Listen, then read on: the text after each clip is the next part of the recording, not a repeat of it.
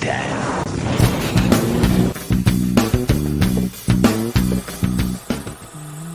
Only slabs. Hey there, comic book friends and fiends. It's Rob here in front of the Great Wall of Comics. Once again, it's Slabber Day. That means it's time for Only Slabs. Only Slabs means it's time for Chris the Comic Vet. He's that way, though. How you doing, sir? Good. How are you? I am Ducky. The family is out of the house. No interruptions. They've gone off to a Renaissance fair, so I have the house to myself. So it's a day of let's do some lives, let's record some videos, upload without having to wait for midnight when I can use the bandwidth to upload without knocking everybody off their video games and stuff. It's luxury, I tell you. is the tap dancing dog gone too, or? Oh no, or she's home? over on the she's on the Okay. sleep on the couch laying down. She All has the whole couch to herself, so she's Okay. good. It's Slabber Day, and of course, to have this show, we need a guest. Ladies and gentlemen, Lunch Money Comics. Mike, how you doing? I'm doing great. I just yelled at my family to get off all the devices because they're sucking up my bandwidth. But I'm ready now. I think they're outside playing. We're good. See, we have the other problem in this household because I set up the system. I had the ability to just determine where it has priority. My system takes full priority over all others. So nobody kicks me off. But if I start uploading while I'm doing other stuff, I'll start kicking everybody else off. And then I get kids complaining about their games won't work. My wife's complaining that her game won't work. We need to have a conversation after this to tell me how to do that, because that would make my life much, much better. Well, we'll come back to you in just a moment, and we'll talk about the show. We'll get the show going and everything. But Romper bumper, stomper boo, tell me, do. Magic mirror, tell me today, did all my friends have fun at play? apparently hit the button before you intend to. It's romper room time. Let's say hello to everybody. I see Tito the alien and dropping in first. How you doing? Les Crucius, that internet bot extraordinaire, allegedly based in New Mexico. How you doing there, sir? Let's see. Robert Monroe. Good morning. Happy Slabber Day, all. Omnibo trying to stay awake. Bo was on or up late, probably not really on. Bo's in Australia, Mike. Where it's like 4:30 in the morning there right now. He was on with Cliff, Coffee and Comics with Cliff this morning. Yep. Caught some of that. It was mostly Cliff talking to Bo when I was watching. Not a lot of Bo talking, but hey, collecting with Durs. Much love for Pimps and Legends. Excellent. Thank you so much. The Adventurous Joe dropping in. Happy Slabber Day all. Deadpool and Wolverine leaves theaters in less than a week. If you haven't seen it, you got to get out there and see it. Well, fortunately, it will be on streaming. Marty Alechko, happy Slabber Day from Canada. John's Comics with Kids. Good choice for a guest. You've been endorsed. Wellbore, winter is coming, Canada. It's coming everywhere, but yeah, I guess Canada needs to pay attention. Way to ruin my day, man. Is it time to start thinking about changing the tires on the car? Not yet, but soon. Yeah, well, the leaves are changing. Oh, yeah. Well, yeah, you still got fall to go still. That's fair. I know I had to think about it because my youngest is about to go off to school and is taking the car with him for the first time, and had to remind them to take the snow chains and put them in their car because they're not going to do any good. Yeah. Wow. It's in Oregon. They don't have to have snow tires, but every once in a while, the mountains that they're in might sometimes have chain restrictions. Okay. They're not going to do any good if she leaves them here in California. That's my point. Anyways, let's see here. Who else we got to say hello? Ladies and gentlemen, Mr. Austin LeMay, 19 months. Hey, gang. Nice to have you there with us today. Izzy, Izzyverse NYC. Happy Slabber Day. A paint day for me. Okay. Oh. Sector 2815. Hello, folks. Heroes for Hire Comic Club. Happy Slabber Day to you. Charmaine Deacon, everybody. Hope everyone's okay. They're coming in from the UK. Let's see who else we got in here. We got Space Case Cards says hello. And of course, drop in the first super chat. Cancer can off, says Mad Spidey from Australia. Thank you very much, sir. We appreciate that. We'll drop that first one. You get the first one of the day. Here you go.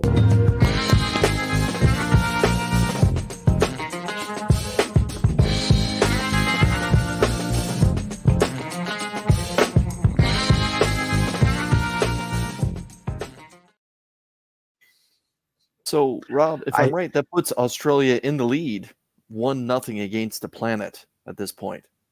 So far, that we've gone So through. far. Yes, that's true. So far. Yeah. Okay. I do believe with a cup of tea and biscuits that Slabber Day is tasting.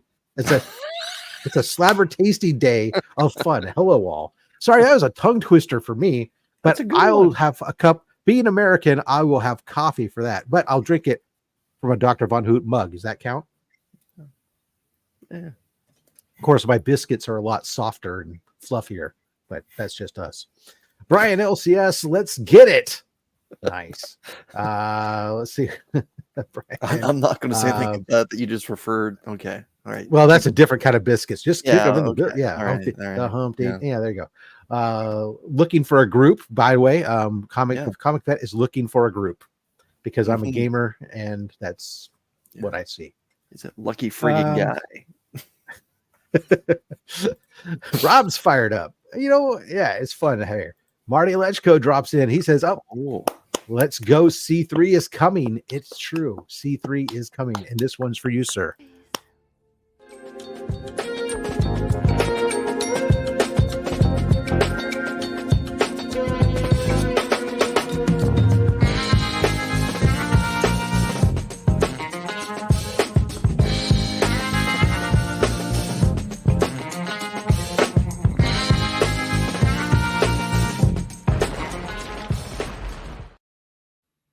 So that's 1-1 Australia, Canada, planet Earth 0. Let's keep going. Mr. Comics 89, comic nerds, attention. Thank you, sir. Let's see here. Who else we got? Legend. Oh, Larry Green Machine. Hey, everybody. How you doing? Dead Man Comics cover show. UK coming in strong with the representation today. You guys. Nice. See who else we have to say. Speaking of the UK, you can't have the UK without Dr. Von Hoot's Comics from the Spiral Dimension. Of course, the Parliament of Mowls will be on a little bit later on today. We'll try to swing on over there between editing videos and whatnot. Cliff on Comics, he's showing up. Good afternoon, my slabbing friends. Good afternoon to you. Mon Comics, good afternoon. Let's go smoke. Did you bring the smoke? Because we want the smoke. Stephen C., happy Slabber Day, henchman, and the Goon Squad members. Aggressively relaxing, happy Slabber Day to you. Canadian survivalist, fantastic supers. Let's see who else we got to say hello to. The real James Willie, not that fake James Willie. He's here.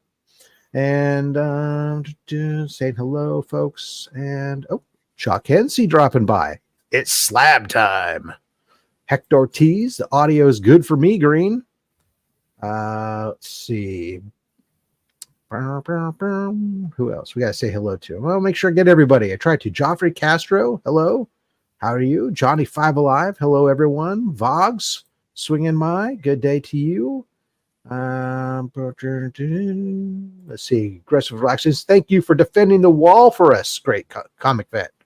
That's right. He's got to keep all the polar bears at bay from invading America. It's not easy. No, it's not. It's of course, not. the other thing to know about Canadians is when they say "let's go clubbing," it's not what you think. Comic Cat Fan Comics Man. Hello, Rob, Chris, and today's awesome guest, Steve White, another Canadian. My donation for C3 goes in the mail today. Thank you so much. That is a great opportunity to remind everybody right now that Comics Curing Cancer is coming up. The deadline to get stuff in is September 23rd. That means you have 9 days to get your stuff in the mail. So this weekend, you pull it, reach out, Comics Curing Cancer, tell me, hey, where do I send this? Stick it in the mail. It will still get here in time for us to process it and promote it before the event, October 4th through the 6th. Lots of great stuff coming in. Thank you guys who have already sent in items and those that are thinking of doing so. Let's see here. Do we say hello to Chop and Drop? If not, hello, Chop and Drop. If so, you got 2. You got away with it. Kenneth Bird, how you doing? Thank you for joining us today. Let's see who else. Do we get everyone yet? We got to get. Oh, wait, hold on. I'm seeing a super chat popping on the scroll here. So we have Dr. Von Hoot says, "Hey, send a key or a slab to C3 today." So far, I just want to make this clear that as I've gotten this through so far, that now is, fine representation from the Commonwealth. US, you're disappointing me. But hey, this one is for you, DVH.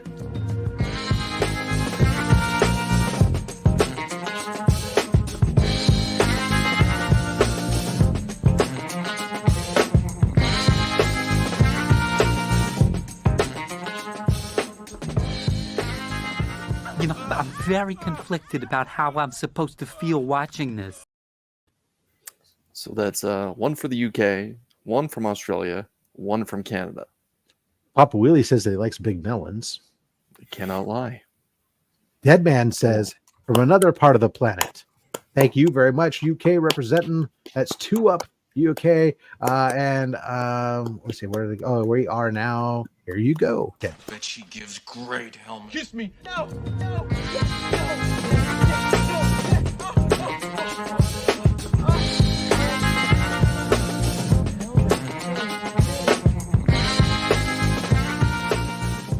Lord help me, what?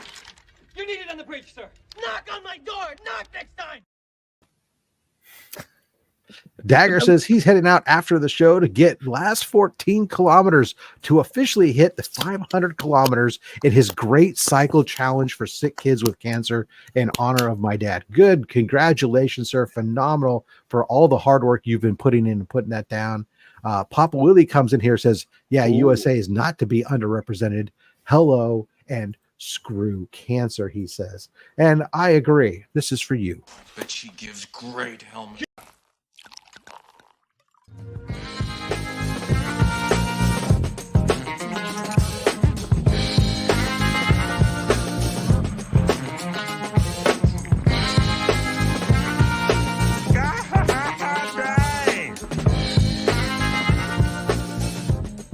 That's the first time I ever asked for anything I really wanted. You play the airplane clip, and I'm like, that's my favorite. Then you play the Spaceballs clip, and I'm like, oh yeah, that's my favorite. Then you play the Family Guy one, I'm like, that one's my favorite. They're all good. What can we say? They're all good. Let's see if we miss anybody else before we get the show going, because we are at that 14. Oh, here we go. I see Jeffrey Marches. What it do, team? Marches is here. Phenomenal. Thank you so much. Welcome. And that's the end of the chat. I think I got everybody. If I missed anyone, I am very sorry. But let's get this on the road. We're going to move Mike up here. Oh, he didn't move. Move up. Come on. What? There you go. Holy cow. It was fighting me. I was trying to just do a magic wipe, and it didn't work. And, well, you can't forget to wipe. It's very important. Mike, how you doing? Welcome to the show. I hope we haven't scared you off yet. And if so, no. well, there's still time. Before you show a book on this collector's showcase called OnlySlabs, why don't you give everybody quickly your Cliff Notes super collector origin story? How did you get into collecting comics and your fabulous world of YouTube that is Lunch Money Comics, which we'll throw up your banner right there. Make sure you guys give him a follow. Links down below in the description. Sure, yeah. The first comic books I got, I must have been about 8 years old. A family friend gave me a huge box of them, mostly DC stuff, which I liked. It was pretty cool, lots of Flash. But there were some X-Men in there. I definitely gravitated towards the X-Men. And then, in the early 90s, those Marvel trading cards came out, then the X-Men cartoon. And, maybe I got wrapped up in the whole, comic boom of the 90s, but I became a huge Marvel and X-Men fan because of that. But the reason my channel is called Lunch Money Comics isn't because I just buy comics cheap. It's because when I was a kid, we were very poor. My parents had me as teenagers. Me and my younger sisters, we didn't have much means. I was very fortunate. My parents worked their butts off, and I got to grow up in a nice town, albeit not a very nice house. I didn't know I was happy, but I never wanted to ask my parents for money. So the only way I could afford comic books was to squirrel away my lunch money. So I would have, a little bit of money to bring to school, and I would just have like a cookie and squirrel away a couple of quarters and nickels and dimes in my zipper pouch in my backpack. At the end of the week, I'd ride my bike over some very dangerous roads I probably should have been riding on to get some comic books. I get one or two, and I would cherish those books. So I've always collected comic books, but I collect lots of other things. I collect antiques. I collect, games. You name it, I collect it. I've always been into antiques and stuff. But when I was out going to flea markets and yard sales all the time as an adult, I kept finding really good comic books. And I was watching a lot of comic book YouTubers, a few years back, and everyone was talking about, no offense, but slab books, expensive books. They were talking about speculation books. They were talking about the hot books. And I'm looking at this stuff going, that's crazy. I find awesome comic books in flea markets and stuff all the time for $1. I want to see more of that. So I made the, YouTube channel I want to watch. How to build a really good comic collection pretty cheap. And I did it as a goof. Like, I was bored, decided to do it. I did a couple videos with my son. And then 3 weeks after I started, it just exploded. And then here I am. This is what I do all the time. And as the channel grown, so has my collection. I broadened my horizons. And now you see, not just lunch money comic books anymore. But my caviar and lobster lunch money. Maybe I get that comment a lot. But, for me, it's the spirit is still alive. A lot of this stuff I get from, finding other comic books cheap and trading or selling up. I don't like to spend lots of money. I have a hard time justifying buying expensive paper coming from the background I did. So it's all about building up to these things, so I try not to spend too much money and see what I can do. And this has been an exercise in building a big comic book, but mostly now it's become, so many wonderful people I've met through the hobby and through YouTube. Now, for me, it's not about the comic books at all. Now it's about the people I get to meet. I get to be here with you lovely people and all the wonderful people in the chat. That's what it's really all about. And that's my favorite part about collecting comic books nowadays. Oh, yeah. I got to admit, I've been watching your... Go ahead, Rob. Sorry. I was going to say, no, I am right up. I get it. I mean, I've got people say that, sometimes, well, I've bought a lot of big books, but it killed me. Like, the first time I broke a 4-figure book, that was painful as hell, and it still is to this day. If I go that route, the very few times that I will, and I'm still about trying to dig and try to find the best value you can get. I mean, I always talk about having a list of, never focusing on one book, but having a list of books and always be searching lots of different options and hold and wait. Let the book come to you. Don't go after the book, type of thing. I was going to say, Mike, I've been quietly watching your channel for a long time now. I got to admit, your intro is one of the best in YouTube. Just a handful of change dropped, and then like a small bottle of pennies and dimes get dropped on top of it. I'm like, that is the perfect intro to what you're trying to talk about, lunch money comics. Because whenever my parents gave me lunch money, the rare time it happened, it was just a pocket full of change. Like, but that's good on you, man. That's a great intro you got. Frugal thing. Like, I do my channel that way. Like, every single thing on my channel, I do on my iPhone 15. Now it's a 15. It was a 12 for a long time. I film, I edit, I do everything on the phone out of principle. I don't do any fancy editing. And that's the same thing with the intro. Literally, that was my son and my wife helping me do that. I had a bunch of dollar books. My son had change. They just literally, because I didn't know what I was doing, I was like, I need to do an intro. And people have told me, like, they don't like the intro. They think I need a fancier one. And I'm like, no, out of principle, I like it. I like it simple. It's stupid, but it works, right? And I'm never going to change it for that reason. So, yeah. All right. Before everybody riots, I think we should start and at least show them the first book of the day. Oh, do I have to pick a good one? You get to pick whatever you want. You're driving this now. As I mentioned, I was mentioning beforehand to Rob. So this wall, I didn't want to pull them all down because that's my entire wall. That's pretty much all the slabs I have. I have a few more next to me. So I'm gonna actually get up and pull a few down at a time if you guys don't mind. Sure. Yeah, no worries. While you do that, it was just, I did get, granted, I don't shoot to do this on my phone. Like, I know, Chris, you do most of your stuff on your phone, but notoriously, some people do know, I use the super expensive $69 webcam, and I do all my editing on the free Microsoft included with this Windows editor, and all my thumbnails are graphic design is done in Microsoft Word because it drives people crazy, and because it's what Rob's lunch money, fat stacks of comics. We got it now. And thank you to everyone saying they like the intro. That's pretty great. Also, thank you for Heroes for Hire. That's cool that you started the channel. I mean, that's honestly the biggest compliment I've gotten since starting, is the people who have been inspired to not only start collecting again, but some people even, you know, took the leap and started, you know, some sort of comic book content, which again, anyone can do it. Anyone can do it. You just start talking to a camera, and before you know it, it's a thing. That's the best thing people could ever tell me. Yeah, Cat Fan dropping a subscription in for you. Thank you. Papa Willie wants to know, what did the wife think about the collecting? My wife? So that's a good question. So she was more annoyed at the YouTube channel because it was taking up time in the beginning until she saw that it was being successful and people got a lot out of it. She didn't like the fact that, again, I didn't think anyone was going to watch this, like, at all. So one of the early videos, I had my son on it, and she's like, I don't want our kids on the internet. I was like, oops. I said, no one's going to watch this stuff. I was wrong. She doesn't mind, again, it's a lot of work for the YouTube channel. So I think it's more the time. In terms of the money, like I said, I think I do a pretty good job letting the hobby pay for itself now. I'm sort of at that point. So as long as I don't dip into like house money too much, she doesn't mind so much. She likes like the MCU and the movies. She doesn't care about the comic book. So that's actually works out in my favor. She doesn't really know. Hopefully she's not watching this right now. Mine was always at the police. She says, well, I know where you're at.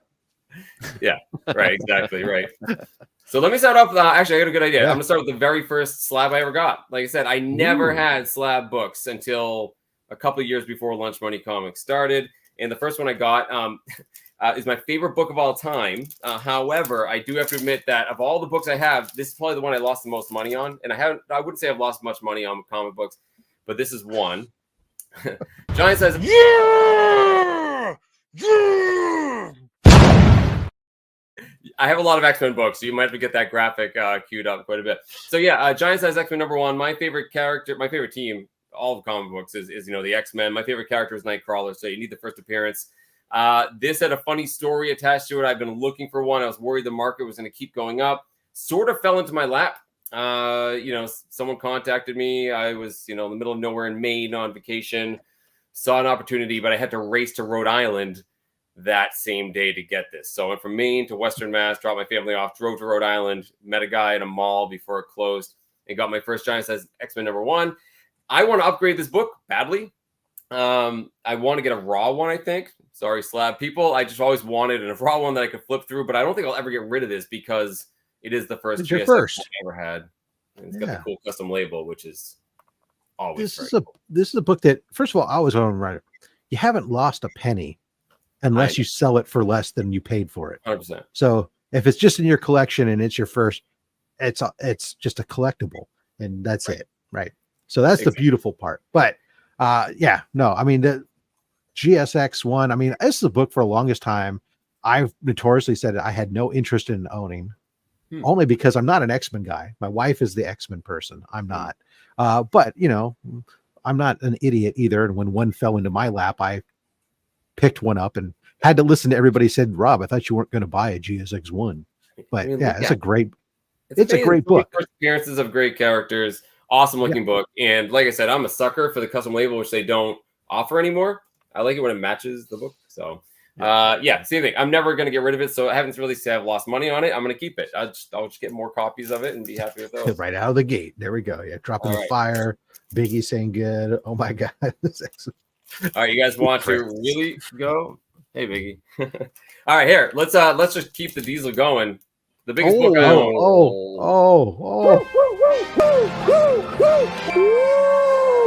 Slow down. There we go. This, of course, is X-Men #1, first appearance of the X-Men, the team, all those characters. We get 7 first appearances in this book.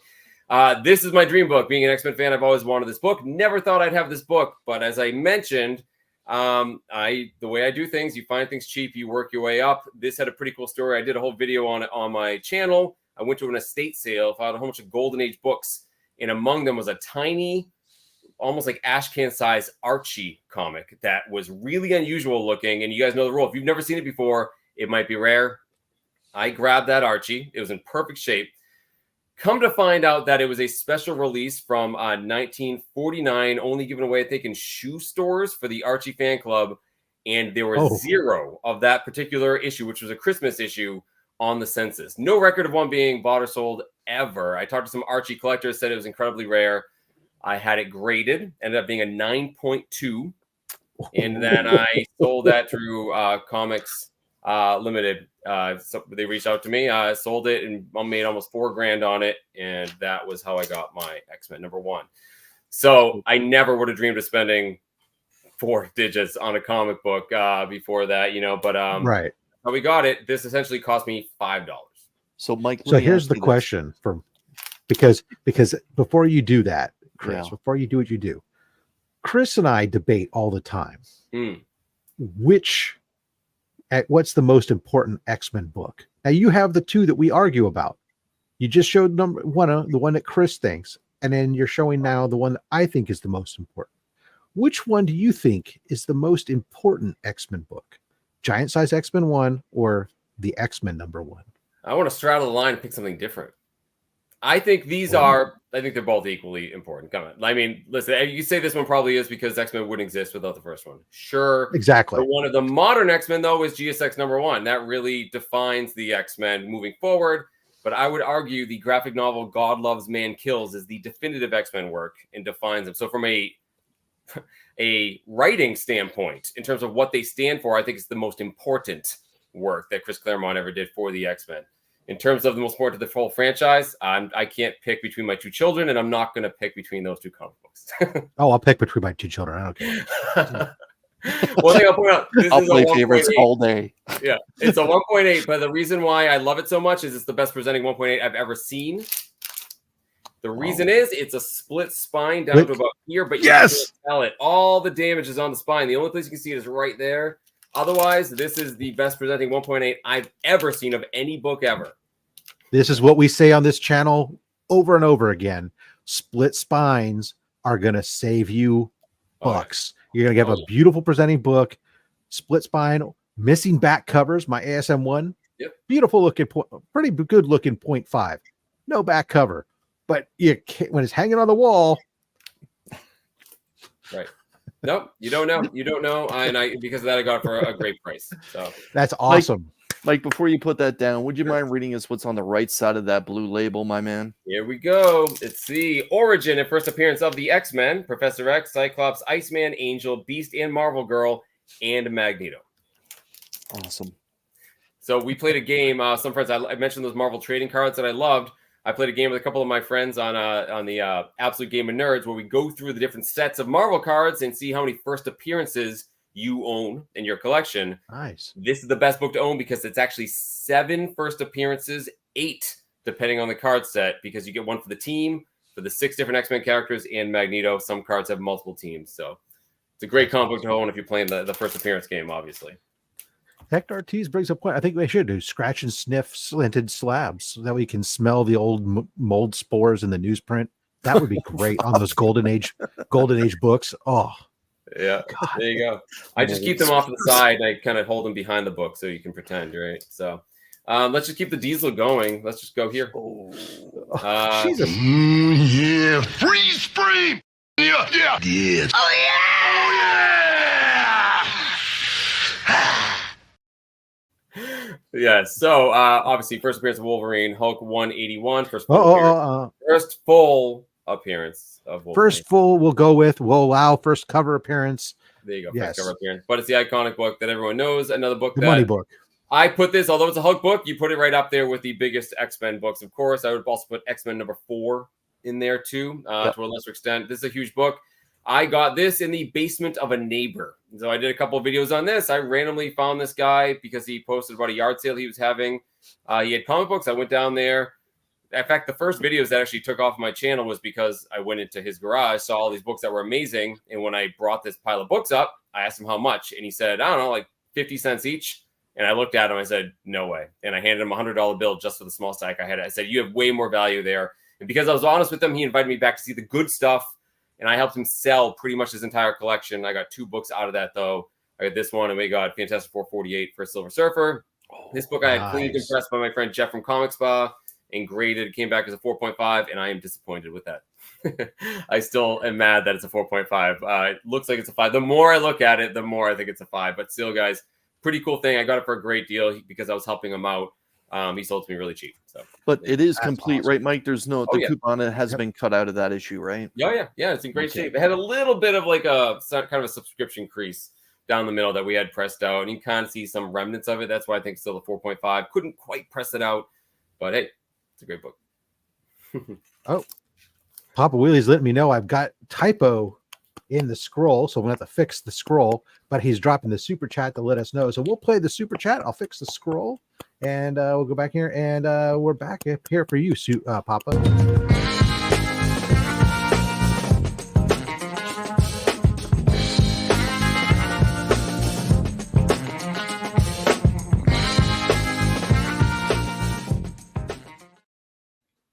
That's my favorite one. Yes, no I doubt.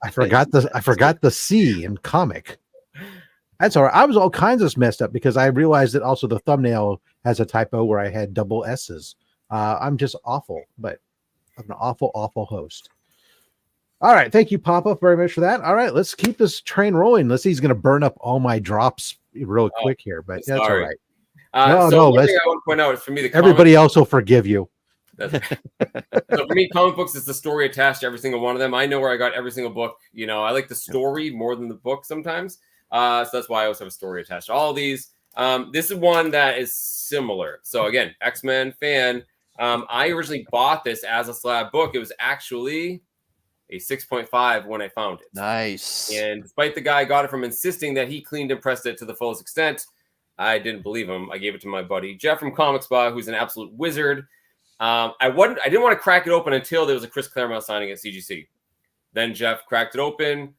We sent it in. It came back as an 8. So he definitely, you know, the results speak for themselves. This, of course, is the first origin, first appearance of the Phoenix. Also, Black Tom Cassidy in Juggernaut appearance. This is famous when she comes out of Jamaica Bay, New York, as the Phoenix in her costume.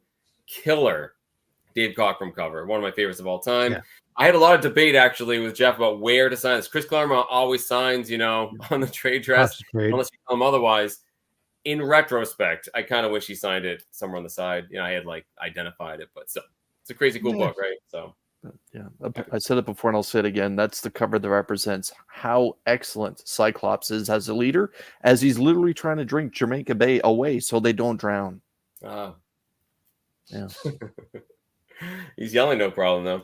You get you a new joke there, Chris. It's getting old. All right.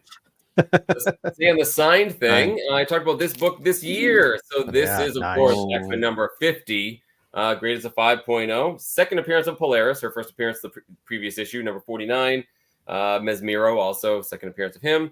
And this is the iconic Jim Steranko cover. And it is signed by Jim Steranko. I got to meet him at a show in New Hampshire earlier this year. Had a really funny interaction with him, which I've told on my channel, but it's worth retelling again since I'm holding this. For what anyone's ever met Jim Steranko, obviously he's an icon, but he's a character, right? Every single person, you swear he's known them for a lifetime. They walk up there, super friendly. When I get up there, I realize he's like that with everybody. Thank you, Dan. So I went up to Jim Steranko. He stood up and he put his hand. I was trying to talk to him like, hey, I love the X-Men. I love, Nick Fury, Agent of S.H.I.E.L.D. I like all. And he kind of cut me off and he put his hand on my shoulder and felt my shoulder and whispered in my ear, his breath going into my ear. He's like, you have a lovely physique, by the way, which was one of the strangest things I've ever been told. And he completely derailed my conversation. I had no idea what I started laughing. So it was really funny. I had him sign it and I had it witnessed and I had it submitted. So why am I catching strays out here for his story? Like, come on. Dan, he didn't rip your book when he autographed it, did he? No, he was very gentle. Okay. I will say I did have like the tape showing where I wanted to sign it, and he goes, I don't do that. It's my book. I'll sign wherever I want. I'm not going to argue with the guy, and he signed up here in the metallic green Well, It's hard yeah, to say. yeah. I mean, he loves to talk about the fact he created that X-Men trade dress, right? Right. So yeah, Right. that's, And that is the first appearance of this trade dress is this book, right? right. So yeah, So- that's the perfect spot to sign it. There you go, Lovely. Chris. That's why he tore your book, was because you didn't have an excellent physique. Still the weirdest thing anyone's ever You know, told Rob, me. I looked a lot. Never mind. At least his hand was on your shoulder. Well, And- yeah, I mean, he Yeah. was really close to my ear too. Like, you know, So Mike got the squeeze on the shoulder. I got the squeeze on my cover. All right. there you go. So those are my really good X-Men books. I have more, but we'll just go to the more obvious ones here. Let's just jump down to X-Men 266 First Gambit. It's a 9.6. I love the character of Gambit. I do want a 9.8 sometime. I got this because I got it super cheap from a guy I know who runs a really cool comic business and got it, and it's a great comic. For clarity, because we like to be precise as we can on the show, this is the first cover appearance and first storyline appearance of Gambit, as opposed to the first published appearance, which came out a little bit earlier. Yeah, but that's a whole argument for another time because I think of all of the arguments for first appearance, cameo, otherwise, that's the dumbest one. This is first appearance. Chris Claremont says, That's why there's. error. It was This was the book that was intended to be the first appearance and everything else. And that's why I say it's the storyline appearance. It's this. Right. The other one, due to publishing issues, technically it was first published appearance, even if it wasn't intended to be the first published. Right. Exactly. But so this is the money book, so to speak. And I think Gambit's awesome. The one thing I do think is funny about this cover is, we've never seen an iteration of this costume with the banana hammock on there. Yeah. It's a terrible rendition of Gambit's outfit. It really is. Could you imagine if we'd seen that costume in Wolverine and Deadpool? If there was ever a time to do it, that was it, right? Yeah. I guess they have time to make that gag. So let's see. How many more X-Men do I have here? Cliff says, I can't believe it was Straco and not me. Here we go. So this was a gift. This is just a random one I just remember to have. And I'm bringing it up because I saw Mon Comics in the chat earlier. This was a gift from Mon Comics to celebrate, I think, my 1-year anniversary on Lunch Money Comics. Brandon, another great channel who started it in part because he was watching my channel, reached out to me early on. We've struck up a wonderful relationship, and he sent this to me as a gift. This is Uncanny X-Men number 145. Just a very cool Dr. Doom against the X-Men cover. Because Doom is on everyone's mind these days, I thought I'd bring this book out. It is a 9.2 signed by Claremont, not in the trade dress. Nice. So you don't always have that. It's a cool looking book, though. Always like this one. So yeah, I've been a fan of that costume for a Storm as well too. I think everyone's a fan of Storm in this costume. Yeah. My wife is more so of Mohawk Storm. That's there you go. Her That's favorite. cool too. Yeah. I always joke, this is a Cockrum cover, but both Cockrum and Byrne love doing Storm, especially Byrne. And sometimes you see panels, you're like, oh yeah, Byrne liked doing Storm. No doubt about it. So let me hop up and grab a few more pretty good books. Absolutely, we'll do that there. Chris, how you doing? I'm good. Did you put your stretchy pants on today? Yeah, and it's a good thing thing about Byrne Storm. I'm glad I did. Yeah, that's John Byrne for me was a definitive artist because that's when I started reading X-Men. It was right around the introduction of the Chaos in Canada arc. We're introduced Guardian and the Alpha Flight, and that was Byrne was so damn good, man, and for a considerable amount of time too. But yeah, I got to agree with Mike there and yourself. That Storm, that's I like. I mean, I understand it's more revealing, but I just like the way the costume looks too, as well. And I always liked her cloak or cape. You know, that really opened up when she was flying because in that time frame, which made sense she was because she's always controlling in the air. wind. Yeah, she was always in the air. Yeah, you're right. All right, Mike, we're done. Stop filling time now. Back to you, sir. I'm going to go ahead while you do that. I'm going to head over by the way. Follow Comics Curing Cancer on Facebook and Instagram. We'll put that banner up for a little moment before we come back to the other. All right. My goodness, Dr. Von Hoot, you're tasting delicious this morning. All right, let's start with this one here. Oh, so I talked about this recently on my channel. My most recent slab pickup, or at least big slab pickup. I got this at Terrificon this year. I got it from a good friend of mine, Steve, who was looking to upgrade. I actually wanted a higher grade one. I had put some money aside to get a higher grade one, but kind of fell into my lap. I got a really, really good deal on it. And once again, it's a 2.0. Darn good presenting 2.0. All the damage. Oh, actually, this is a detached cover. It's actually held by tape on the inside. Not only can you not see it at all, it looks intact, but even at the staples, you can see they don't even look popped. So I don't even know They how did that a real works. good job taping it. They did Yeah, a really nice. good job taping it, but you can't see the tape. So this is conversely, the best 2.0 I've ever seen. It looks perfect. So really happy. Tape will count as a defect, but that's fine on me. Fine on me. And especially on the inside cover. I did meet Charlie Cox at the same show. Oh, nice. Yeah. So it was kind of fun. I had the book. I wouldn't normally do the celebrity stuff, but I was like, I had the book. My wife loves Charlie Cox, so thought I would do it. He didn't whisper in your ear, did he? No, it was a nice interaction with him, though. He was very impressed by the book. He's like, he thought it was awesome. He knew what it was immediately, and he was showing me stuff. So that was pretty cool. Another 1.8. We talked about the 1.8 club. Oh my! I love the George Takei. So yeah, this first appearance of Loki. This is Journey into Mystery 85. Actually, first appearance of Loki, Heimdall, Asgard, and Odin in cameo. Third appearance of Thor, of course, who first appeared in Journey into Mystery 83. Pretty good. I traded a whole bunch of stuff to my friends for this book. This one does have one pretty obvious reason why it's 1.8. Bottom corner. Oh. But still looks pretty darn good when it's on the wall, and I don't mind. It's a great book. Lots of first appearances. It's cool. I love this cover too. You put it in that row or something that's just covering up. Yeah. You would know. So. First Loki is first Loki. Doesn't matter. Exactly. Doesn't matter. Yeah. All right. So. Oh God, Peter hit me. Yeah. Ow! I want to pick quieter books from this point forward. No, we'll just you'll do it anyways. It doesn't matter, right? Yeah, exactly. 49, first full appearance of Galactus, first cover appearance of Galactus. He appeared in cameo the issue before. First cover appearance of Silver Surfer. First one with both of them on there. Great book. I got it at the 3 Men in the Basement comic swap earlier this summer. I got it from some guys out of New Jersey called Chew Kingdom. And this was their deal of the show, deal of the con. And for a dark cover, man, this is a hard book to get in a good grade. And it looks fantastic. Yeah. So, yeah. And it's as funny as this is in my opinion, it's the better cover of the 48, 49. 100%. But it's not the money book of the two. It's by far my favorite book. There is something iconic about the 48, because you can't see the threat coming. That's sort of the, you can't see the shark jaws, when he's underwater. It's scarier.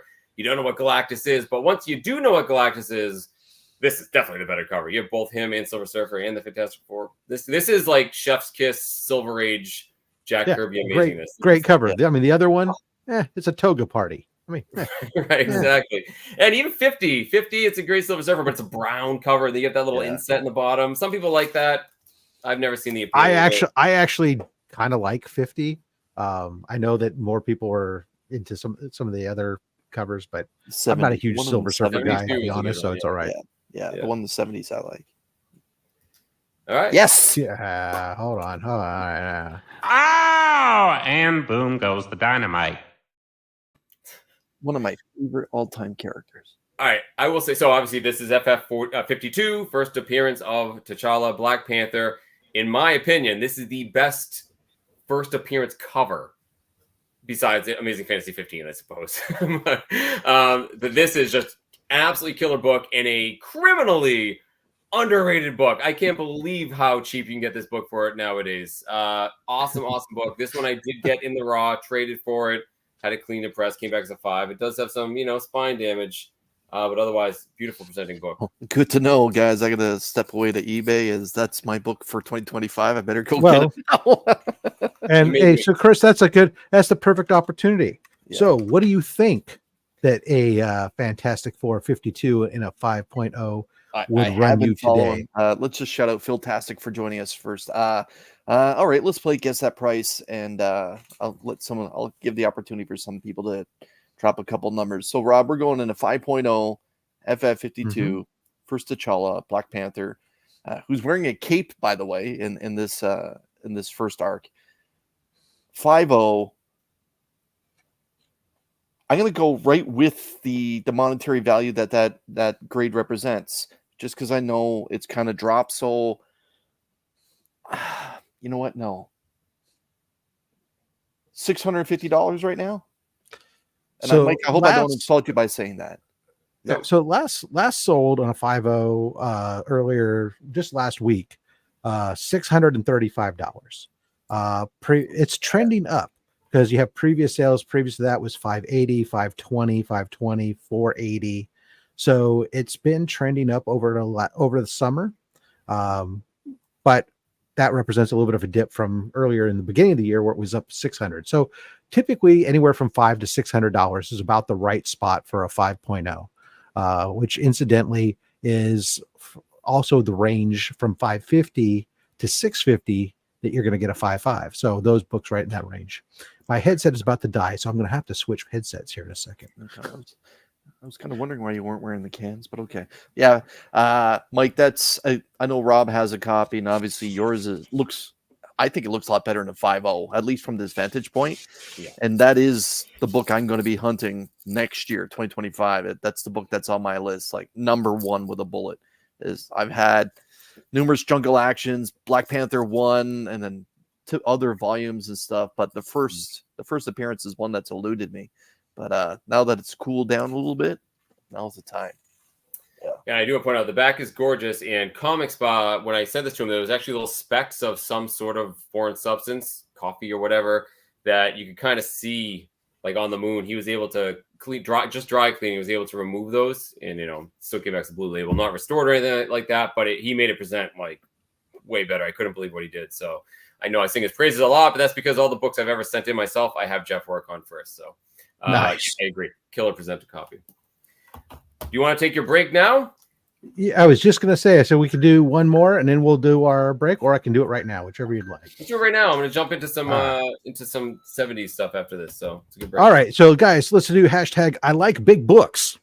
And that'll be our hashtag for our giveaway here on our show as we start off. If you don't know what we're talking about here, guys, we're about to pull 7 books from our giveaway bin, ranges everywhere from Silver Age to modern day keys and variant covers and whatnot. And we ship them internationally. So wherever you are located, by all means, you're able to enter. Just hit that hashtag. We'll do a random draw in a second, and we'll pull those books.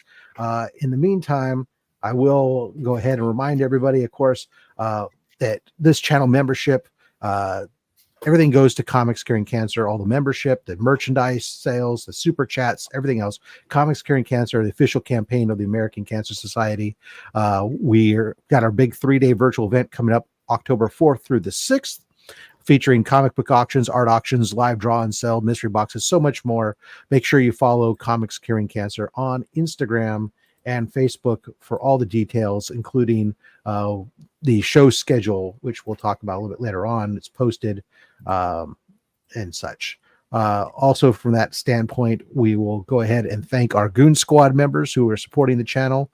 Stephen C., Legion of Comics, DJ Links, Dr. Von Hoot, Dale Suspense, Justin Birch Letters, Son of a Bruce, Circumstances, The Comic Viking, The Comic Vet, Austin LeMay, Collecting with Thurs, Mad Spidey, Ben Parker Comics, Brian LCS, Izzyverse NYC, Chuck Hensey, Lone Eagle, Comiverse, Deadman, Anachronic Comics, Colossus Collector, JG, Timo Hana, Daymare, still only 35 cents, Cliff on Comics, Bearded Comic Bro, Never Could Figure It Out, The Adventurous Joe, Jay Knows the Way, Valen Rook, and Omnibo. Thank you guys all so much. You guys at that Goon Squad level have just about, I get one more member, we had to switch to 2 cards. You guys have done a great job stepping up and helping out with that. Before we go into anything else, before we do this draw, because I see 51 out of 82 people, so a lot of you can still get that I like big books hashtag in there. Mike, what's coming up for you this week over on Lunch Money Comics? Well, boy, so I was tagged in a room reveal video, like a comic room tour, and I've mentioned many times on my show before, I don't just collect comic books, I collect antiques and all sorts of weird stuff. So I have a little reveal, which I've been 2 years dragging my feet on. And also, I just got back from Portland, Oregon, visiting family, but I also got to go to Rose City Comic Con and meet a ton of people in the Pacific Northwest area who are comic book content creators, fantastic people, and I got to hang out with them as well. So I have several videos coming out revolving around hunting for comic books in the Portland, Oregon area, including the Rose City Comic Con. Pretty excited to get those ones out. That'll be over the next couple of weeks. I have a lot of editing to do. So look for that. Yeah, I hung out with some really, really great people. There's a lot of great bookshops up there in Portland area. I Yes, remember when I went up there one time. Austin LeMay, thank you so much, gifting 5 memberships to the community there. Chris, you got those names? I sure do. Again, Austin LeMay's kindness just continues to blow my mind. Cat Fan Comics Man was one of those. Ryan Riley, Canadian Survivalist, Dagger Cards, and Steve White were all the lucky beneficiaries thanks to Austin's kindness. So congratulations, everyone, and thank you again, Austin. All right. Hey, Chris, before I do this poll here, because I still see about 30 people haven't entered. Maybe they don't want to. They don't like free comics. That's fine. You're silly when you see us pull some of these books that are in here. But hey, that's your prerogative. Chris, what's coming up for you on the Comic Vet channel? I'll be honest, Rob, there's only one thing that really matters over the next little while, and that is on October 2nd. I believe we will have a very special Show Us What You Got. It is preview night for Comics Curing Cancer. It goes at its normal time slot at 7 p.m. Eastern Standard Time, where I am going to be having, hopefully yourself, Rob, and a handful of other hosts that are going to be part of the Comics Curing Cancer programming weekend to come on and talk about their show distinctively, and to also show some of the opportunities that people are going to have during those very special shows to make bids on, or to be a part of, to try and pick up a giveaway with the donation. So I'm very, very happy to be a part of this again for the second time in a row now for a preview night for C3. So again, that's the most important thing that's going to be happening on my channel in the next little bit. October 2nd, that particular Wednesday, very special. Show Us What You Got. Don't miss it. 7 o'clock Eastern Standard Time. I will be there, Chris, and we will be showing the slabs that are going to be in our OnlySlabs pull box. So for those of you guys who haven't seen, when we do our OnlySlabs during the Comics Curing Cancer weekend, we'll be joined by a member, Shortbox will be joining us. Nathan, I think from Shortbox is going to be joining us. But one of the things that we do to raise money for the show, we will have a box full of slabs, and we're going to be doing mystery pulls. So you'll be able to purchase a mystery pull. Slabs will be slabs including Silver Age Spider-Man. There'll be all kinds of stuff that's in there. So that's what we're going to do. We'll show off all the books that are going to be in there. Let's pull these books. I just saw another one. So here we go. Ready? Wheel of Fish. That's our homage to Weird Al Yankovic. Who doesn't love you? Canadian Survivalist. All right. We're shipping books to Canada. Let's hide that. Let's put myself up here, make myself big. All right.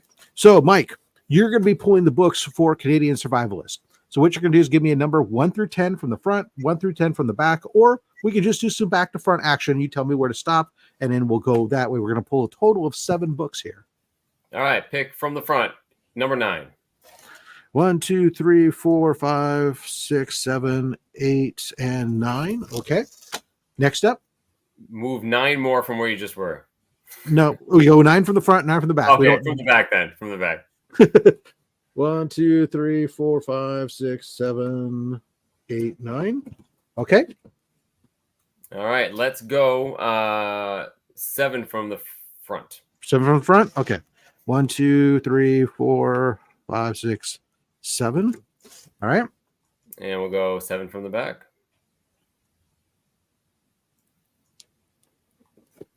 Okay. Well, you just do some back to front action now? Yeah. Do the first one in the back. Number 1. Just the first one in the back. Okay.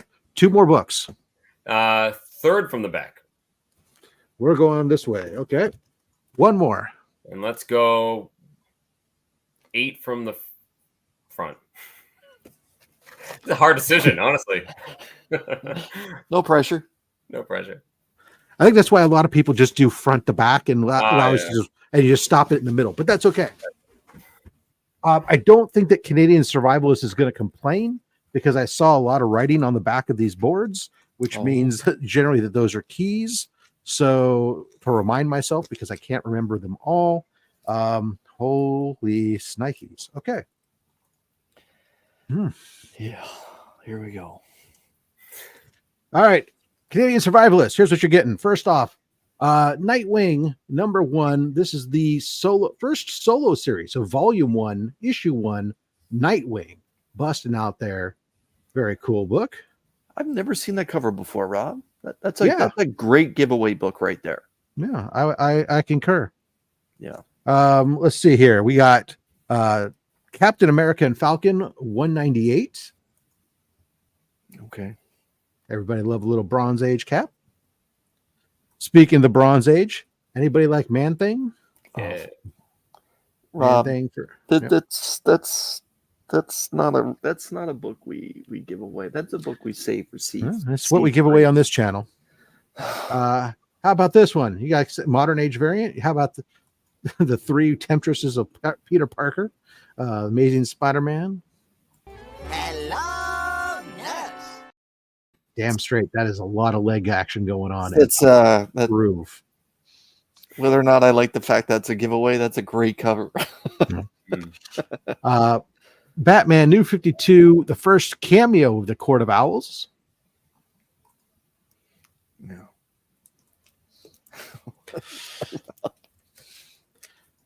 First, Tim Drake in the classic Robin costume, not officially Robin. And the last book in this pickup here, First Serpent Society, first appearance of Cottonmouth, Bushmaster 2, Diamondback, Asp, Rattler, and Death Adder. Nice. See, I'm jealous. That's a great giveaway book right there. Actually, Death Adder is not the first appearance in here. Right. He's just part of the team. My mistake. It's such a fun run right there, too. And that's a great giveaway book. Good for you, Canadian Survivalist. Yep, there you go, Canadian Survivalist. Just go ahead, and I'm pretty sure I've sent to you before, but just in case, just ping me on IG and I will get that to you. Of course, that's at robs.fatstacks. All right, back to you, Mike. Hey, and if everybody who sat there goes, oh damn, I wish I had entered and I didn't enter, guess what? You'll have an opportunity again here at the end of the show. There you go. Let's move on to let's go to some Bronze Age goodness. Oh, we thought we were going to. Oh, damn it. Okay. We'll come. We'll double whammy. Let's do what we got to do first. First and foremost. Yes! Yes! Yes! Excellent book. We'll pause. Yeah. Let's do our super chat. Thank you much. Jay knows the way. Says happy Sats all. And dropping that $10 one. Let's give you. We haven't played this one yet today. You get this one. Oh.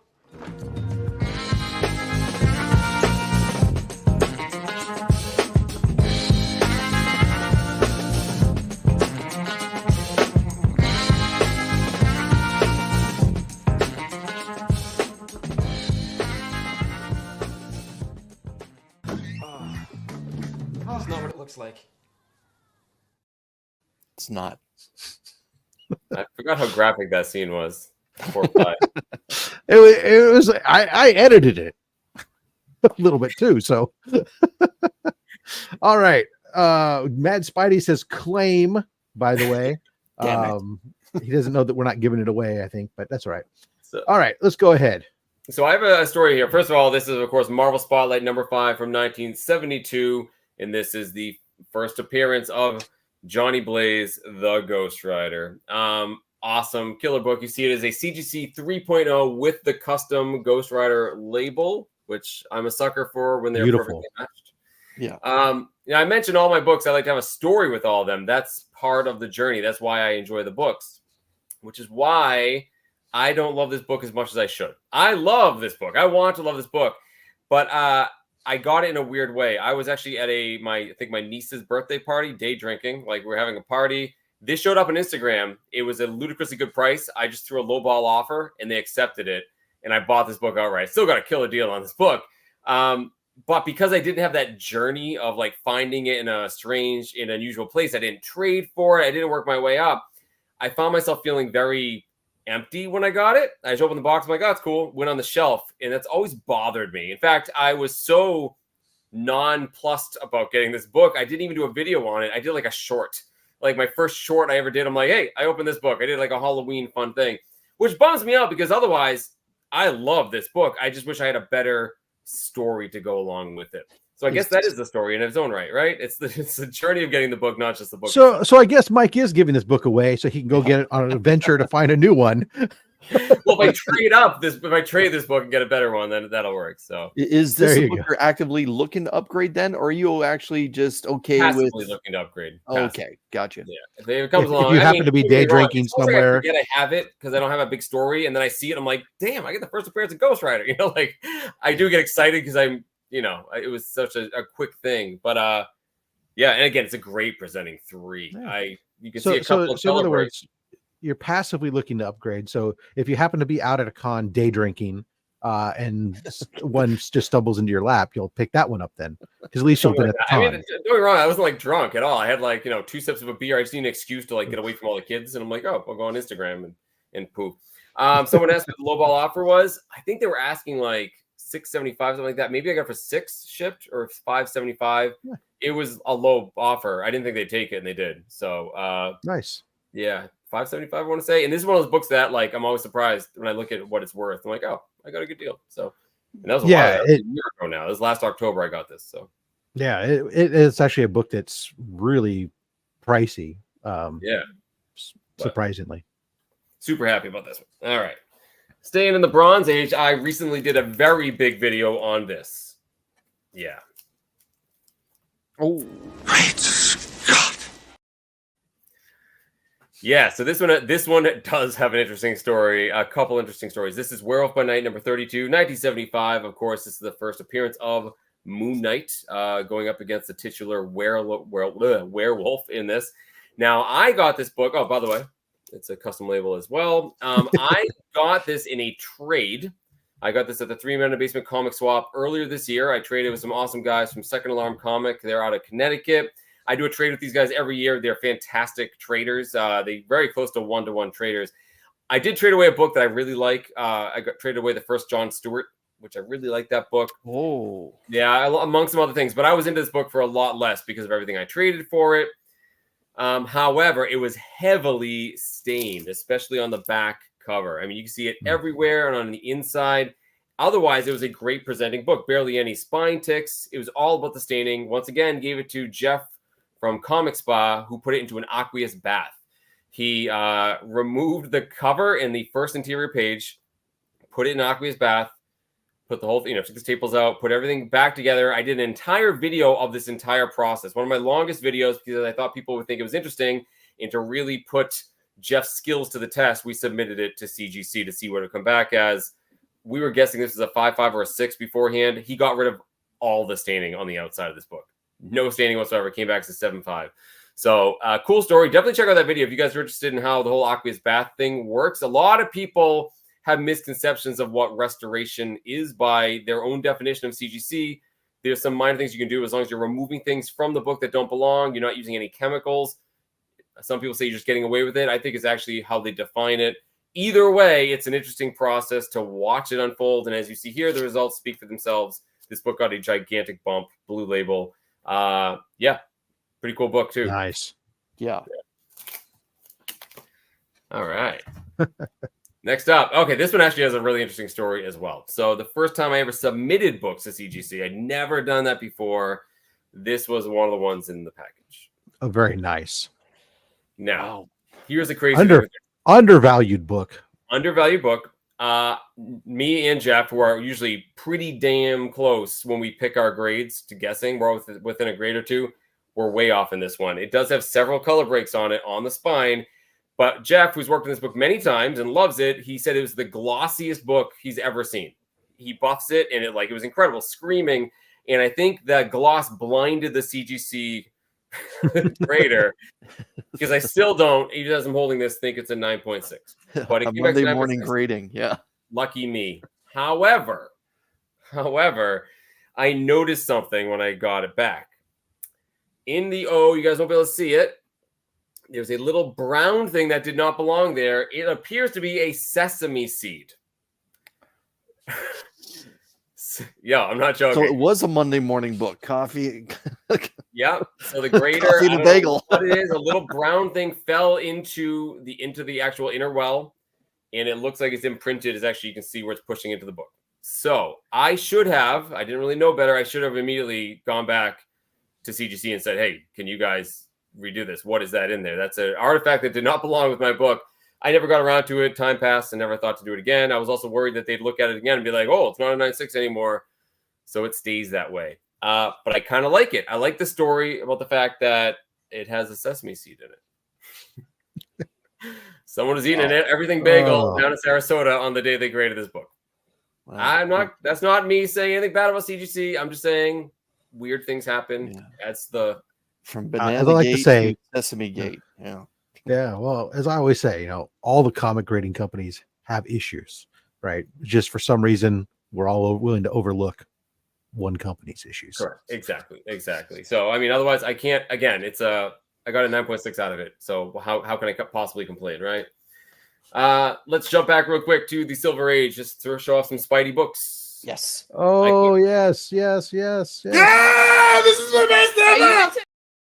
Yes. So I've been starting collecting first appearances of Spider-Man villains. Started with the cheapo ones. I kind of lucked into this one. I got a buddy who has a comic book store.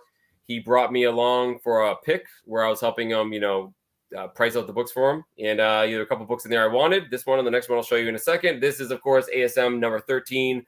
First appearance of my favorite Spider-Man villain, Mysterio. This book was never cleaned or pressed. You can see there's some staining on it. Right? Some stains on it. It also has a huge spine roll. And you can actually see it's kind of like wavy. Never cleaned or pressed. I've been debating cracking this open for a resubmission. I don't know.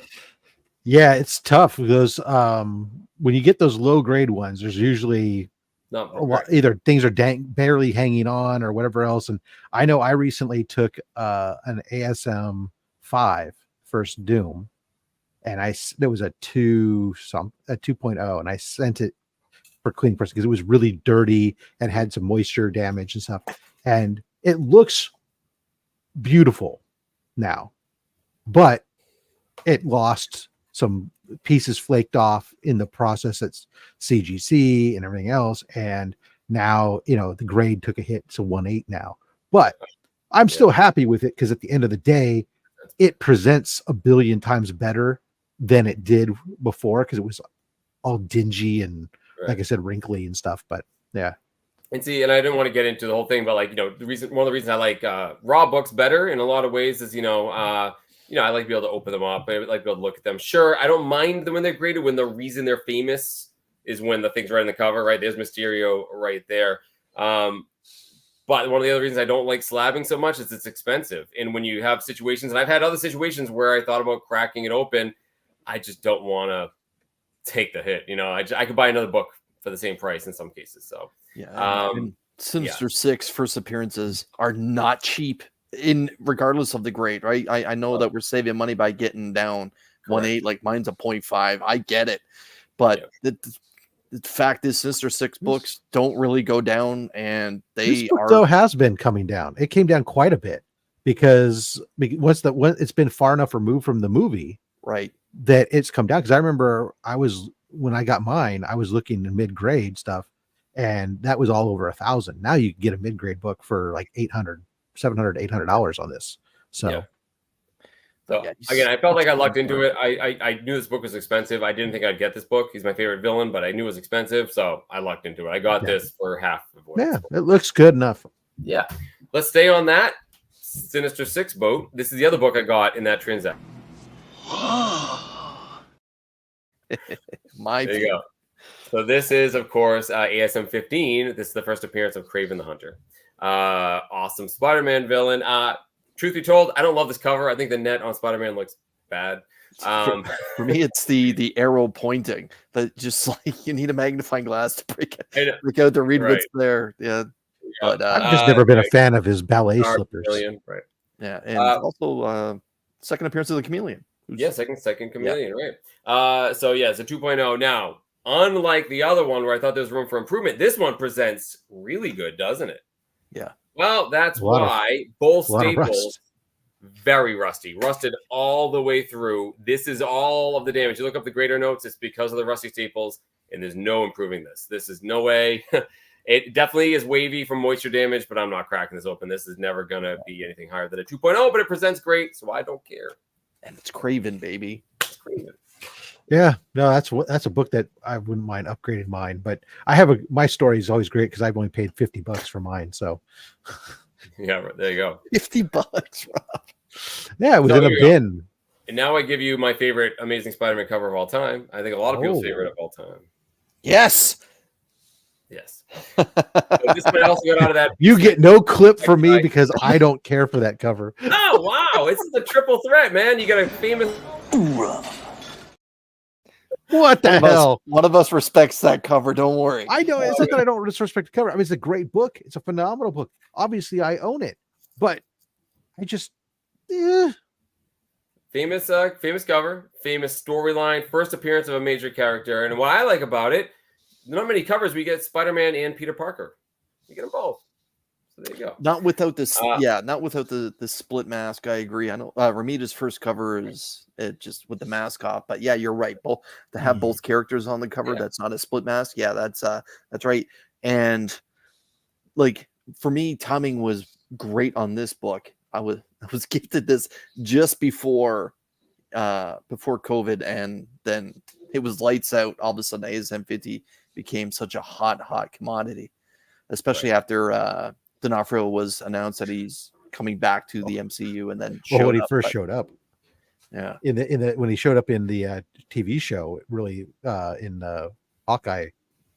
Yeah, there's something with his return to the MCU. Yeah. Oh my goodness! I mean, that was I bought mine the day that dropped, coincidentally, not because of, but it just happened to be, and I was so glad I did because, like 2 hours later, every listing was through the roof. I got it at the right time. Also, the most important part about this book is actually the first appearance, or at least as a cameo of Johnny Carson and Ed McMahon. Yeah. So, we're counting important first appearances in these books. Obviously, first appearance of Kingpin.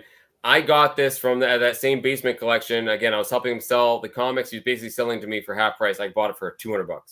Oh. So cleaned and pressed, came back at 4, which is definitely higher than I thought it was. I thought it was like a 2.5. So once again, Comics Spa. I've heard this. You guys maybe confirm. Those of you who grade a lot more. Early ASM gets a bump. This is the first book I was like, yeah, I feel like they graded this very favorably, but I'm pretty happy with it. Looks nice. Yeah, I don't know if necessarily they get a bump, but I've always heard of the Golden Age bump, but never have heard of necessarily a Silver Age Spider-Man Silver Age bump. So I don't know if that's true, but yeah, not in my experience. All right, so let's do. I haven't shown any DC books, have I? No, but that's not uncommon these days. I know. Well, I feel like I'd be remiss for you DC fans out there. Oh yes. That's the same grade as mine. Did you steal mine? No, because I have an interesting story with this one as well. So I spotted this in an antique shop up on the top row of a shelf, and it was a CBCS 7.5. I found out who the owner was. Ended up being a pretty big comic dealer in the area. I called him right then on the spot, negotiated getting this book really cheap. As a 7.5, this was a crack clean press by Comic Spa, sent it in. I just wanted the CGC label. I was very happy it came back a little higher too. So it's an 8.0. This is the first Silver Age appearance of the Spectre. I like the darker DC characters, the Justice League Dark characters. I collect their first appearances, unless they're the Golden Age ones, because there's a lot of those characters that you just can't get. Spectre is one of those. I'm not getting More Fun Comics. Was it number 3 or something like that? We have a friend of ours who that was what Heroes Con. He was looking exactly for that book, and it was like, nope. No. I'm looking for the first appearance of Detective Chimp. Not going to happen. So I got the second appearance. But yeah, so it's really, really nice, high grade book, 8.0. It looks fantastic. So it's a killer book. Happy to get this one. And again, it's got the story attached. There's the bump. So it's kind of cool. Like nice. Label. Good for you. Yeah. Speaking of first appearance of Justice League Dark characters. Ooh, Zatanna. Oh, nice. Very nice. Taylor should let me know where to get that Detective Chimp. That's Rex the Wonder Dog number 4. I can't find it for a good price. Let me know if you spot it. Anyone sees it in the chat. I'm sure he's being facetious. Okay. Because that's all. Taylor is nothing but a pile of facetiousness. Oh, okay. All right. Well, either way, that still stands. Anyone in the chat, you guys spot that book, you hit me up on Instagram. I've never seen that book in person, like even at a big show. Like no one has that book. Super hard. So here we go. Hawkman number 4, first appearance of Zatanna. Origin of first appearance of Zatanna. Character I love. Don't love this cover. This conversely to, the FF52 first Black Panther. That's a great first appearance cover.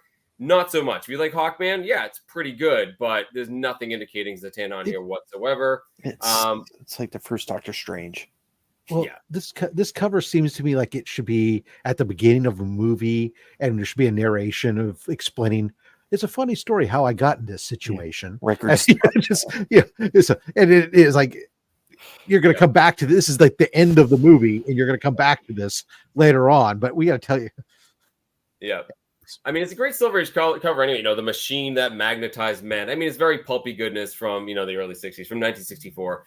But I got it because of Zatanna. Cool thing with this one, a couple things. One, it's a 3.5, right? And it doesn't look it. Really, really good presenting copy. Wow. Because Pop Staple. Top staple is detached. Doesn't matter. This is a great looking 3.5. I'm fine with it. It is a cool cover. Exactly. It's a cool cover. That's why I keep it on my shelf, but not a great first appearance cover. I also got this book in a trade at a flea market. Me and my buddy was set up there. I had a whole bunch of old Star Wars Kenner Star Wars toys that I gotten at an estate sale, cheap. And he wanted them. So there you go. Gave him that in a little bit of cash and got this basically for Star Wars toys I found at estate sale cheap. So there's my story with this one. Yeah. Yeah, this is a nice book. I mean, you can pick it. This book's a reasonable book in the that grade range right now. You're talking $350 to $400. So they got it. It's all about really, when you talk about some of these lower grade books, it's about finding the presentation. The presentation can swing the value of the book dramatically because they're not all all low grades are not created equal. It's not like when you get into the 9.0s to 10, 9.8s, that range. There's a lot of quality amongst 197 or 9.4 to another 9.4. But when you start talking about a 2.5, can be a lot of variation in what the book looks like. Absolutely. And that's why, again, I'm happy with a 3.5. Again, we talked about the spine damage. Same thing with Staples to a lesser extent. Like, I don't care. It's a great It was read. Somebody loved it. They read it. Exactly. All right. This is going to be a twofer. I have 2 comic books in a row to show you. Okay. Oh. Here's the first one. Love it. Swamp Thing number 1. So this is the first origin of the first Alec Holland Swamp Thing. Obviously, the first appearance of the other Swamp Thing was in oh my gosh, I'm blanking all of a sudden. House of Secrets. 92. Yeah. Right. So so this is the first appearance of the main Swamp Thing that everyone knows and loves, which why I think this book is also very underappreciated. Everyone looks at the House of Secrets, and that's the big money book, and it's one of the best covers ever, of course, of the Bronze Age. I'm never going to deny that. But it's not the Swamp Thing. Swamp Thing, this is the first appearance of the Swamp Thing that everyone knows, right? Mm-hmm. It'd be like if we had someone called the Batman before Bruce Wayne. Yeah, that book would be worth a lot of money, but not as much. It shouldn't be as much as Bruce Wayne's first appearance. I kind of feel the same way about this book. It's underappreciated. Great Bernie Wrightson cover. Awesome. It's a 7.5 white pages.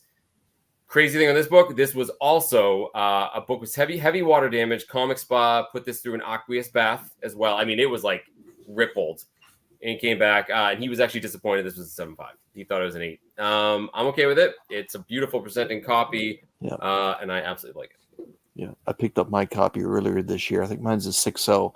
But yeah, Wrightson does the best Swamp Thing. Like, I'd argue it with anyone all day, every day. 100%.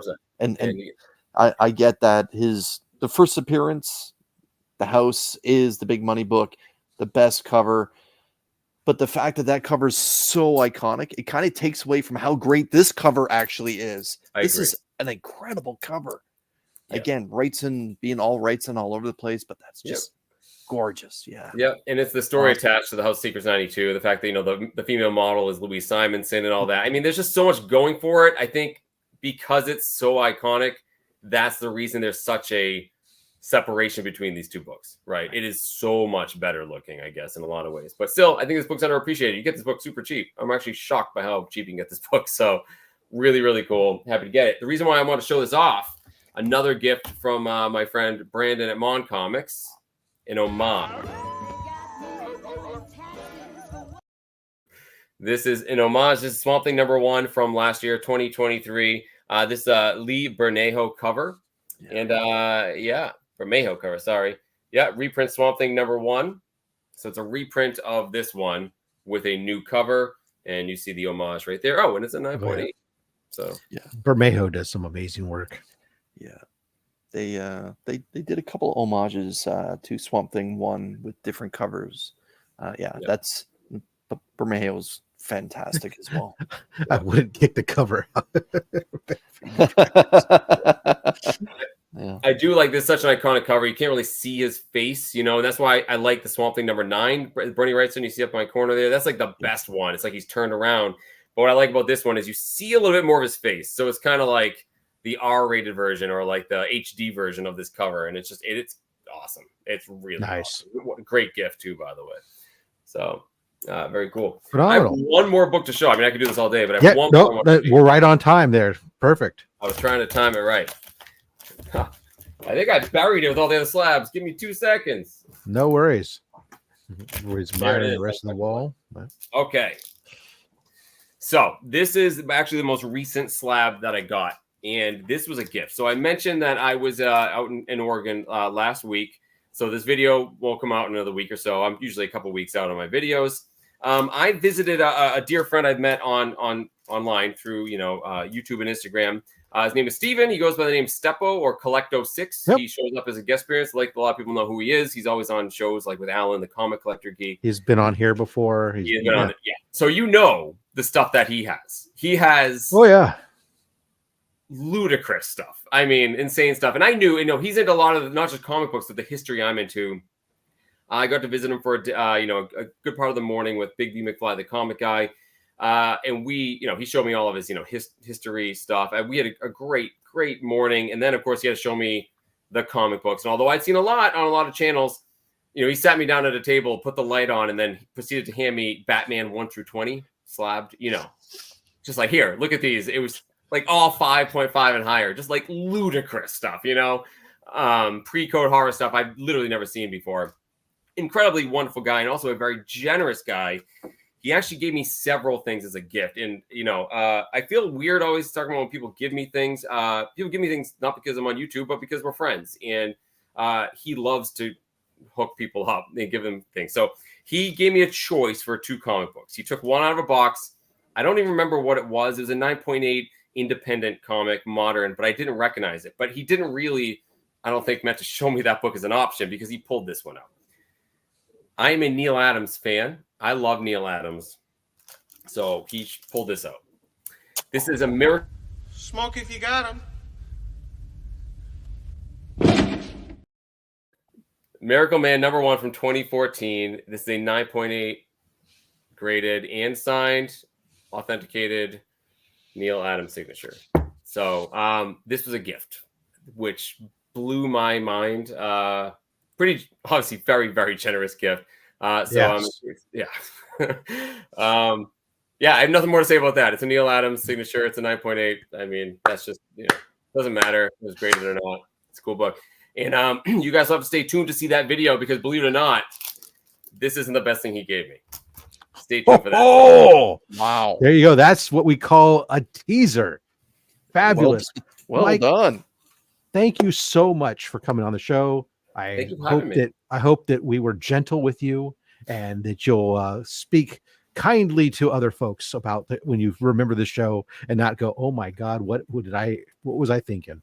All right. So, you know what, before we get into our next giveaway, because we have our next giveaway and we'll do a wrap up here. We have to, of course, also make sure we give thanks to the henchmen, the members at that $2.99 a month level that are helping to support Comics Curing Cancer through the channel membership. So henchmen, thank you so much.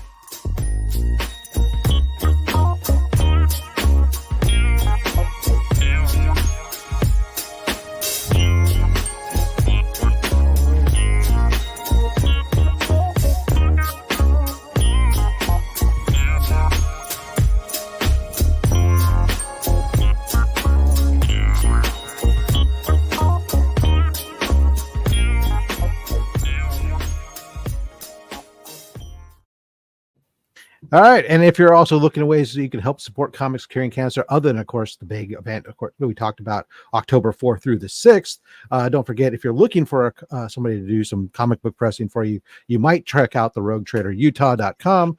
Use the code FATSTACKS, get 20% off your comic book pressing. That includes his already discounted bundles. You can get essentially comic books cleaned and pressed for about $10 a book. And when you do, he's going to donate $10 to Comics Curing Cancer. Also, we still have on the big cartel shop, we still have some copies of Sonic the Hedgehog 69, the Comics Curing Cancer exclusive, paid for by Big Time Collectibles, the Miko Suyen cover. That is now just $15 while supplies last. If you don't know that site, we'll drop it in the chat here in just a second. But it's also in the Comics Curing Cancer link tree, which incidentally, the Comics Curing link tree, guys, link tree, Comics Curing Cancer, it's down below. It's on the Instagram page. It's all that stuff. The entire show lineup for Comics Curing Cancer is now populated on the link tree. So you can go there. You can see all the shows are coming up. You can go to each one. You can hit that notification bell for each and every one of those shows. So that way you can be there for Comics Curing Cancer and not miss a single event. All right, let's do another giveaway. We got hashtag Comics Curing Cancer. Throw that in there. We'll do another giveaway. What was that? A shock? A surprise? Oh, people were doing the hashtag OnlySlabs. I tripped them up. Fooled you. I love it. That's what you get for trying to be sneaky, people. Comics Curing Cancer. We'll throw that in there. We'll give stuff away. For me, coming up on the channel, of course, Monday is around the corner. You know what that means? It's mail call, and we got another ASM sub 100 upgrade. So it means your chance to see what did I upgrade, and therefore what's going into the Comics Curing Cancer box. Because you know what I do with my upgrades, or my upgrades, the books I replace, especially this time of year, they go into Comics Curing Cancer. So there you go. Also a ton of Transformers books, some other cool stuff. Tuesday, of course, we're going to have the Comics Curing the stuff that's come in this week for Comics Curing Cancer, showing off all the items that have come in from the community, thanking the community members who've sent items in. There's a big stack of boxes here. And Thursday, there'll be another video as usual. I'm not sure. It may be another, I think it's going to be the last in my series of the sketch cover reveals. I have to double check what's in queue. Anyway, so that's what's coming up. 50 people out of 77. Again, we do ship internationally. Give you just another moment here to get that hashtag in, because I want to make sure that we get out of here at a reasonable time. Yeah, I'm looking through. We'll just say that simply join us again next week on another Slabber Day. We're going to have Zarobinski Pulp Media will be joining us on the show as our guest. So be sure to stick around for that. Look at that. He's showing off that Venom 3 book. We took this picture before we knew what we now know, right? Yeah. So the hottest book going now all of a sudden again. Yeah. All right. In 5, 4, 3, 2, 1. Round around where she goes, where she stops, only the internet knows. And our winner this go round is boom, D'Artagnan Biggs. All right, D'Artagnan, I have never shipped anything to you before in my life that I know of. So you're going to need to make sure that you hit me up over on Instagram at robs.fatstacks with your ship to address. Or if you don't want to do Instagram, you can email me at robs.fatstacks@gmail.com. Either way, get me your address and we're going to ship these books to you. Let's pull your books. Watch your back. Chris, 7 books for D'Artagnan. What are we doing here? That's a great handle, by the way. D'Artagnan Biggs. I'm presuming we don't have any Three Musketeers in there. Let's just let it ride for a bit, and I know we're getting to 7. Stop. And those 2 books, your finger splits. Stop. And those 2 books, your finger splits.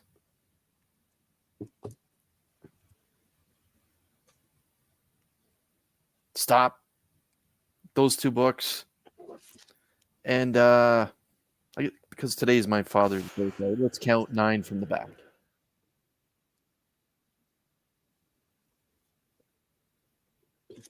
All right. Hey, watch your back. We has books. Let's see here. Oh, okay. Nice. Nice. Oops, I dropped the book on the shelf there and it moved a thing around. Oh. Very nice. All right. I'll build up to this stuff. All right, here we go. D'Artagnan, this is what you've got picked out for you. You got, first off, Phoenix #1, Zerdy, San Diego Comic-Con exclusive, shiny, foily goodness. No. Congratulations on that pull. I'm going on eBay right now. What issue is that? That is Phoenix #1, San Diego Comic-Con foil exclusive. Dang. Okay. Here we got Avengers 687. Nice homage. Yeah, I don't know what it has anything to do with Avengers, but hey. Yeah.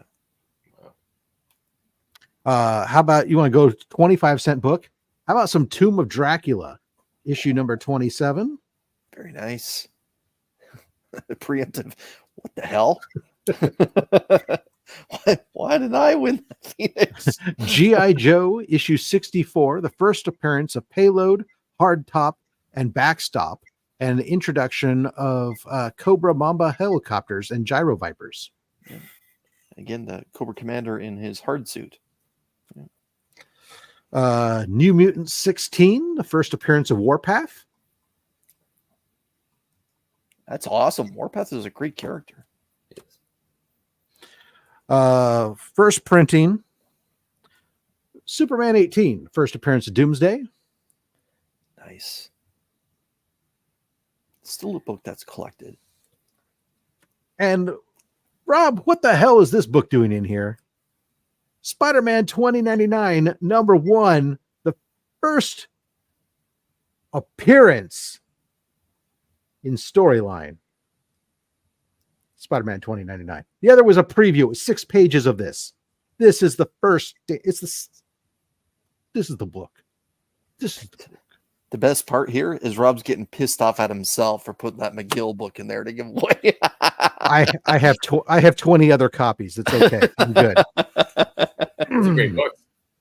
I love Spider-Man 2099 was the very first book I ever picked up as a comic book. I didn't start collecting till late. But that was it, off the spinner rack at the PX. So there we go. Congratulations there, D'Artagnan. I hope that you appreciate his books. Those great pickups, I think, out there. Again, guys, the best weekly pull box on YouTube. I challenge somebody else's giveaway box to be better than what we give away every single week. And if you find somebody who does have a better one, let us know, because we want to get in on that box and pull books from. So Canadian Survivalists and D'Artagnan just won. You guys now officially owe us votes on the Comic Book Community Award. Stop it. Swing over to cbcawards.org. Just vote for whoever you want. Vote for OnlySlabs just vote in those 2 categories. You owe it to us now. Cut it out. All right.